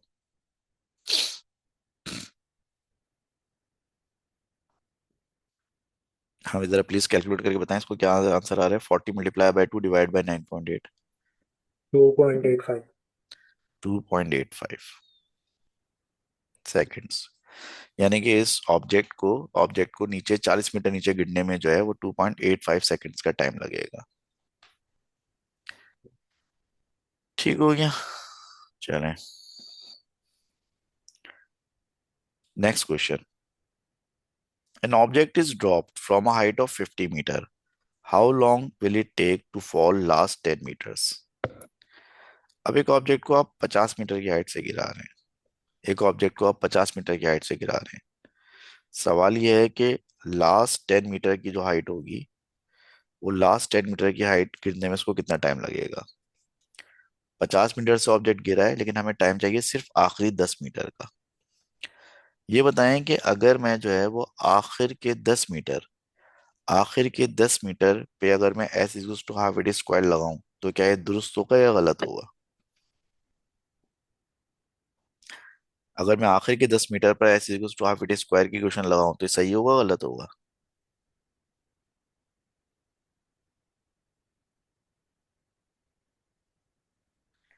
आवाज नहीं आ रही आप लोगों को मेरी। सही होगा। गलत होगा, क्योंकि s equals to half a t square लगाने के लिए इनिशियल स्पीड जीरो होना जरूरी होता है। तो जब ये गिर रहा होगा और ये आखिरी 10 मीटर गिरेगा, तो क्या उस वक्त इसकी यहाँ पे स्पीड, इनिशियल स्पीड क्या जीरो होगी यहाँ पर क्या। बिल्कुल भी नहीं होगी, तो मूव कर रहा होगा ना उस वक्त। तो यहाँ पर आप आखिरी 10 मीटर पे s equals to half a t square नहीं लगा सकते। आप एक काम कर सकते हैं, आप पूरे 50 मीटर पे s equals to half a t square लगा दें। पूरे 50 मीटर पे s equals to half a t square लगाएंगे तो उससे टाइम आएगा जो कि 50 मीटर की हाइट गिरने के लिए टाइम चाहिए। और फर्स्ट 40 मीटर की हाइट का भी टाइम निकालने, उस पर भी आप हाफ एटी स्क्वायर लगा सकते हैं। और वो हम टाइम निकाल भी चुके हैं, 2.85 है पिछले पार्ट में। तो 50 मीटर गिरने के टाइम में से अगर आप 40 मीटर गिरने का टाइम माइनस कर देंगे, तो आखिरी 10 मीटर गिरने का टाइम आ जाएगा नहीं आ जाएगा। तो आप सिंपली क्या करेंगे, पहले हम मालूम करेंगे टाइम टू फॉल। सबसे पहले हम मालूम करेंगे time to fall 50 metres. 50 metre गिरने के लिए आप इक्वेशन लगाएंगे s is equal to half A T square. Distance है 50, हाफ हो गया, एक्सलेशन है 9.8।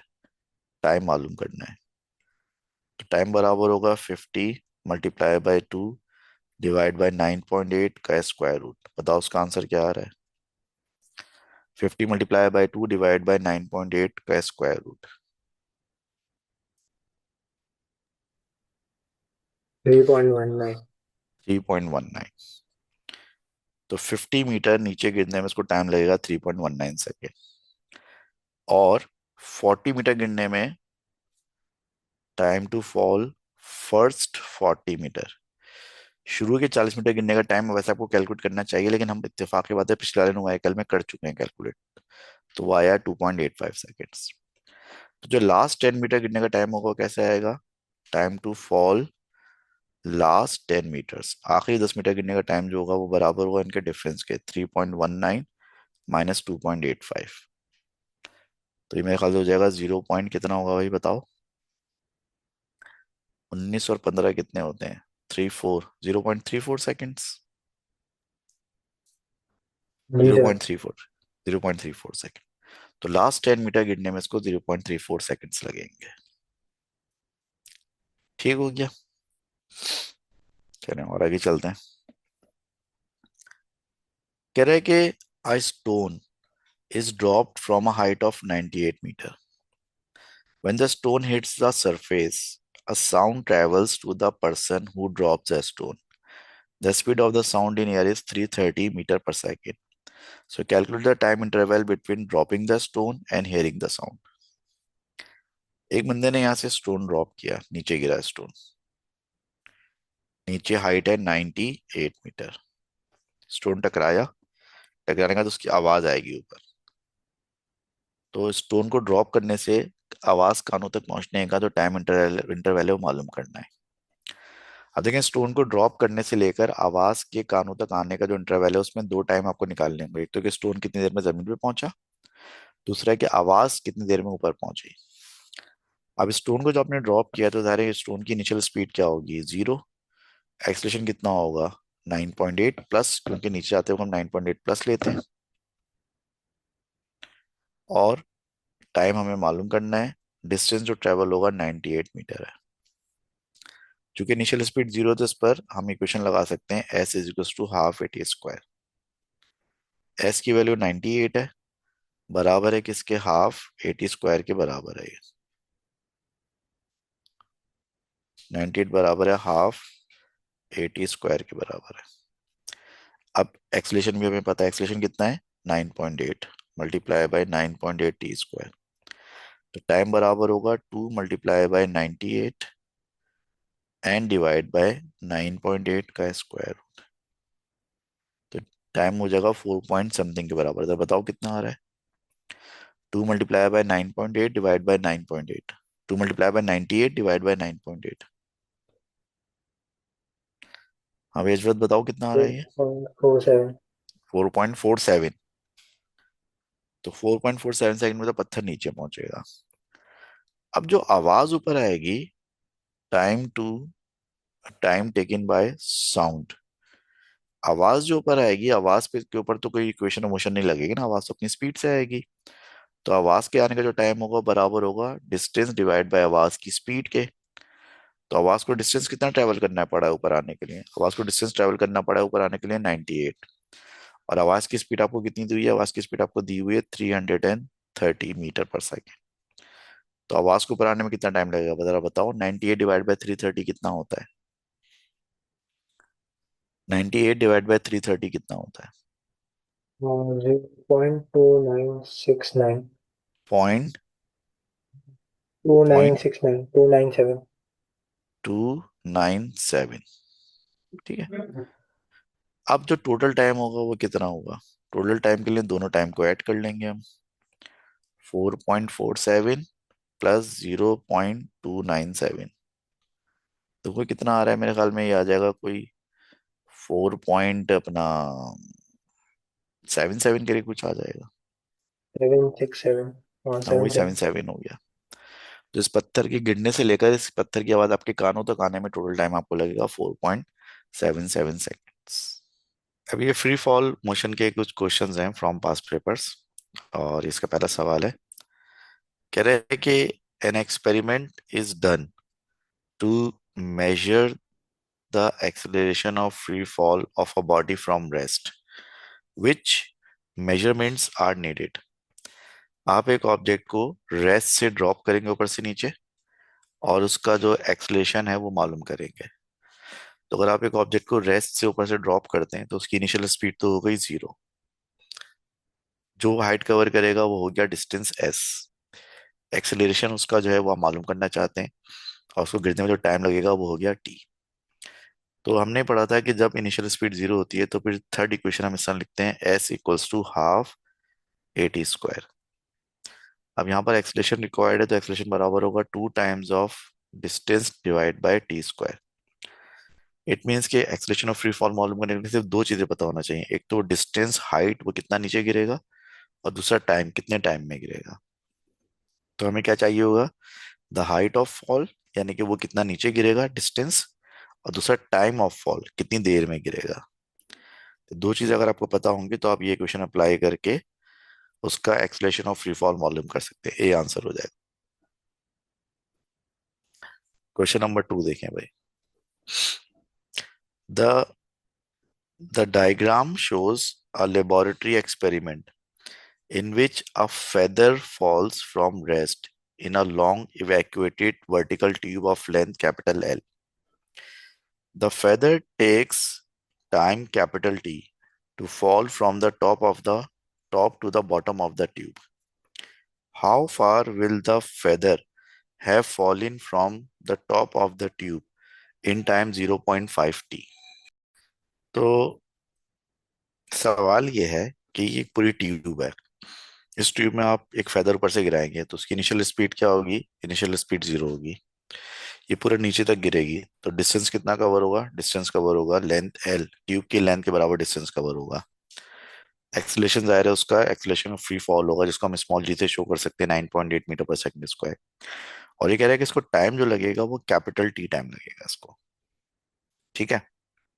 सवाल ये है कि पूरे टाइम कैपिटल टी में ये कितने डिस्टेंस कवर कर रहा है, कैपिटल एल डिस्टेंस कवर कर रहा है। तो कह रहे हैं कि जब आधा टाइम गुजरेगा 0.5 टी, तो उसमें कितना डिस्टेंस कवर होगा, यानी कि लेंथ का आधा कवर होगा, लेंथ का क्वार्टर कवर होगा, लेंथ का डबल कवर होगा, ये मालूम करना है आपको। ठीक है। देखें पहले आप पूरे टाइम के ऊपर जो है वो एक अप्लाई कर लें। यहाँ पर एस यू ए टी ये चारों कौन सी इक्वेशन में आते हैं, s is to U T plus half A T square में आते हैं। और s is to U T plus half A T square में जब यू की वैल्यू 0 होती है तो इक्वेशन क्या बन जाती है, इक्वेशन बन जाती है S equals to half A T square. अब ये पूरे ट्यूब के लिए जो डिस्टेंस कवर हुआ है वो लेंथ एल के बराबर कवर हुआ है, एक्सलेशन जी था, और पूरी ट्यूब की लेंथ के लिए टाइम था कैपिटल टी। तो कैपिटल एल बराबर होगा half G capital T square के। अब अगर टाइम 0.5 टी होगा तो कितना डिस्टेंस कवर होगा ये मालूम करना है आपको। तो ये क्वेश्चन हम दोबारा लगाएंगे, एस इक्वल्स टू हाफ जी, लेकिन अब टी की जगह क्या आएगा, 0.5 टी आएगा। तो फिर एस बराबर होगा किसके, हाफ जी, और 0.5 का स्क्वायर होता है 0.25 टी स्क्वायर। तो जो नई लेंथ होगी, नया डिस्टेंस होगा, बराबर होगा 0.25 times of half g t square. अब जो नया डिस्टेंस कवर होगा 0.5 कैपिटल टी में, वो 0.25 into half g t square के बराबर होगा, और हाफ जी टी स्क्वायर जो है वो ट्यूब की लेंथ के बराबर है। तो इस एक्सप्रेशन में आप हाफ जी टी स्क्वायर की जगह ट्यूब की लेंथ लिख देंगे। तो नया जो डिस्टेंस कवर होगा 0.5 कैपिटल टी टाइम में, वो 0.25 एल के बराबर होगा। नया जो डिस्टेंस कवर होगा 0.25 एल के बराबर कवर होगा, यानी कि आंसर बी हो जाएगा इसका। ठीक है, आंसर इसका बी हो जाएगा। नेक्स्ट क्वेश्चन देखते हैं। अरे ऊपर बोलो। अभी जरा, अभी इसका जो आंसर अभी आपने जो लिखा है ये। Two markers M1 and M2 are set up a vertical distance h apart. ठीक है, ये एक निशान है M1, ये दूसरा निशान है M2, और इन दोनों मार्कर्स के बीच में डिस्टेंस कितना है, small h. A steel ball is released at time 0 from a point a distance x above M1. आप एक बॉल को यहाँ से रिलीज करते हैं जब टाइम की वैल्यू 0 होती है, और ये पॉइंट जो है ये पहले मार्कर से x डिस्टेंस ऊपर है। The ball reaches M1 at time t1. अब ये बॉल गिरने लगेगी जब ये M1 पे पहुंचेगी, तो उस वक्त टाइम हो रहा होगा t1, and reaches M2 at time t2, और जब ये M2 पे पहुंचेगी तो उस वक्त टाइम कितना हो रहा होगा, t2 हो रहा होगा। The acceleration of ball is constant. ऊपर से नीचे गिरते वक्त बॉल का एक्सलेशन क्या होगा, कांस्टेंट होगा। So which expression gives the acceleration of the ball. तो इसका एक्सलेशन जो है वो इन चारों में से किस एक्सप्रेशन से आएगा, 2h अपॉन t2 स्क्वायर से आएगा, 2h upon t2 plus t1 से आएगा, 2h upon t2 minus t1 के होल स्क्वायर से आएगा, या 2h upon t2 square minus t1 square से आएगा। देखें, पहले जो है बॉल की हम यहां से लेकर यहां तक की जो मोशन है ना उसको डिस्कस करते हैं। यहां से लेकर यहां तक की मोशन के लिए इनिशियल स्पीड क्या होगी, 0 होगी। डिस्टेंस कितना कवर होगा, x कवर होगा। टाइम कितना लगा यहां से यहां तक, t1, और एक्सलेशन हमें मालूम करना है। अभी चारों कौन सी इक्वेशन में आते हैं, ये चारों जो है आते हैं जनाब s equals to half A T square में। तो s equals to half A T square में s की जगह आ जाएगा x, हाफ आ जाएगा, एक्सलेशन पता नहीं है, और t की जगह आ जाएगा t1 का स्क्वायर। ठीक है, उसके बाद हम इसकी मोशन को डिस्कस करेंगे शुरू से लेके पूरा आखिर तक। अब इसकी मोशन को अगर हम शुरू से लेके आखिर तक अगर कंसीडर करें, तो इसकी इनिशियल स्पीड क्या होगी, 0।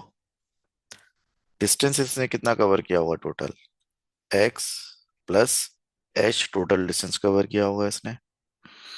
एक्सलेशन इसका जाहिर है नहीं पता है हमें, और इसको जो टाइम लगा है नीचे तक पहुंचने में वो t2 लगा है, क्योंकि 0 टाइम यहाँ पर था, यहाँ से स्टार्ट हुआ और यहाँ तक टाइम t2 हो गया था। इस पर भी सेम ही इक्वेशन लगेगी, कौन सी, s equals to half A T square, लेकिन यहाँ पर s का मतलब है x प्लस h, जो कि बराबर होगा हाफ ए, और टाइम का मतलब है यहाँ पे टी टू का स्क्वायर।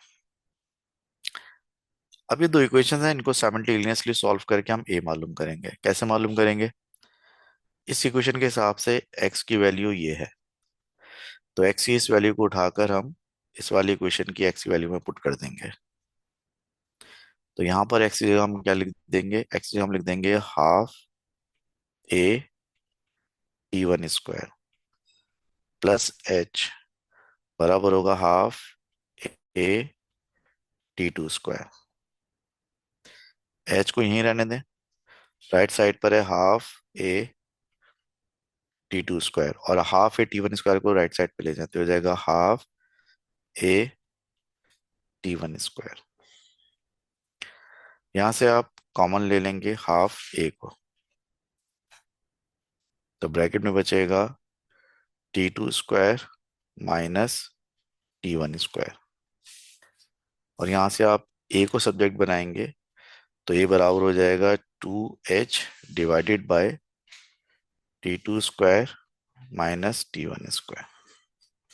तो एक्सप्लेशन हो जाएगा 2h divide by T2 square minus T1 square, 2h divide by T2 square minus T1 square, D answer हो जाएगा।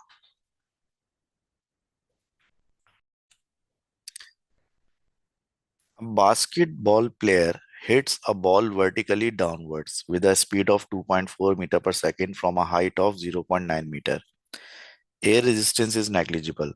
So what is the speed of the ball as it hits the ground? Basketball player ने ball को नीचे throw किया तो उसकी initial speed 0 नहीं थी, उसने उसको 2.4 मीटर पर सेकंड की स्पीड से नीचे थ्रो किया है बास्केटबॉल प्लेयर ने। जो डिस्टेंस कवर हुआ है, जो हाइट कवर हुई है, वो 0.90 मीटर है, और नीचे जाते वक्त हम एक्सलेशन की वैल्यू को लेते हैं 9.8 metre per second square. Air is is negligible है, इसने एक्सलेशन को हमने uniform 9.8 metre per second square ले लिया। कह रहा है कि जब जमीन से टकराएगा तो फाइनल स्पीड क्या होगी, भी मालूम करना है। और मुझे जल्दी से बताओ कि ये जो चारों वेरिएबल्स हैं यू वी ए एस, ये चारों वेरिएबल कौन सी इक्वेशन में आते हैं? और आप गौर फरमाएंगे तो आपको याद आएगा ये चारों इक्वेशन, चारों वेरिएबल इस इक्वेशन में आते हैं। 2as equals to we square minus you square. 2 है, ए की वैल्यू 9.8 है, एस की वैल्यू 0.9 है, फाइनल स्पीड मालूम करनी है, इनिशियल स्पीड 2.4 का स्क्वायर है। ठीक है, इनिशियल स्पीड 2.4 है, इसका स्क्वायर कर लिया हमने। अब यहां से आप जो है v को सब्जेक्ट बनाएंगे और v को मालूम करेंगे। ठीक है, वो कैसे करेंगे? 2 multiply bye 9.8 multiply by 0.9 plus 2.4 का स्क्वायर बराबर होगा वी स्क्वायर के। अभी सारी वैल्यू कैलकुलेट करें तो वी स्क्वायर आएगा, और उसके बाद अंडर रूट ले लें तो वी आ जाएगा। अब मुझे सॉल्व करके बताएं क्या आंसर आ रहा है इसका। तो जनाब इसका आंसर आ गया 4.8 metre per second. 4.8 metre per second, यानी कि आंसर क्या हो जाएगा इसका? बी हो जाएगा। ठीक हो गया। नेक्स्ट क्वेश्चन, क्या the acceleration of free fall on the moon is 1/6 of that on the earth. चांद पर जो एक्सेलरेशन होता है फ्री फॉल का, वो जमीन के एक्सेलरेशन ऑफ फ्री फॉल का 1/6 होता है। On earth it takes time t for a stone to fall from rest at a distance of 2 metre. तो 2 मीटर की हाइट से अगर एक पत्थर को गिराएं आप जमीन पर तो उसको टाइम लगता है टी। तो कितना टाइम लगेगा उसी पत्थर को अगर आप रेस्ट से गिराएं चांद के ऊपर 2 मीटर की हाइट से? देखें, पहले तो समझे आप कि ऑन अर्थ, ऑन अर्थ आप पत्थर को गिरा रहे हैं, डिस्टेंस वो कितना कवर करेगा? 2 मीटर। एक्सीलरेशन उसका होगा जी, जो कि 9.8 होता है। इनिशियल स्पीड उसकी होगी 0, और उसको टाइम जो है कितना लग रहा है? टी लग रहा है टाइम उसको, टाइम उसको टी लग रहा है। इक्वेशन क्या बनेगी? इक्वेशन बनेगी s is equal to half g t square. S का मतलब है 2 मीटर, तो 2 बराबर होगा 1/2 जी टी स्क्वायर के। ये जमीन के लिए इक्वेशन बन गई उसकी, ये जमीन के लिए इक्वेशन बन गई। अब आ जाएं आप कहाँ पर? अब आ जाएं आप जनाब मून पे। ठीक है, अब अगर आप मून की बात करें तो मून के मामला कुछ इस तरह से है कि मून पर जो एक्सेलरेशन है वो g/6 के बराबर है, क्योंकि ये कह रहा है कि मून का एक्सेलरेशन जमीन के एक्सेलरेशन ऑफ फ्री फॉल का 1/6 है। डिस्टेंस मून पे भी आप 2 मीटर रखेंगे, इनिशियल स्पीड मून पे भी 0 लिखेंगे, लेकिन इसका जो टाइम होगा ना वो हमें मालूम करना है कितना होगा, क्योंकि जमीन से डिफरेंट होगा। उसको हम टी डैश कह देते हैं टाइम को। तो इक्वेशन बनेगी s is equal to half it square, यानी कि 2 is equal to half acceleration की जगह आएगा जी अपॉन 6 और टी की जगह टी डैश का स्क्वायर आ जाएगा। अब देखो ये सब कुछ भी 2 के बराबर है, सब कुछ भी 2 के बराबर है, इक्वेट कर लेते हैं दोनों को। तो हाफ जी बाय 6 टी डैश का स्क्वायर बराबर होगा हाफ जी टी स्क्वायर के। हाफ से हाफ कैंसिल, जी से जी कैंसिल, जो टी डैश का स्क्वायर बराबर होगा 6 टाइम ऑफ टी स्क्वायर के। दोनों तरफ स्क्वायर रूट लेंगे तो टी डैश बराबर होगा t multiply by under root 6। तो चांद पे जिसको टाइम लगेगा वो जमीन के टाइम का अंडर रूट 6 टाइम्स लगेगा, t multiply by under root 6।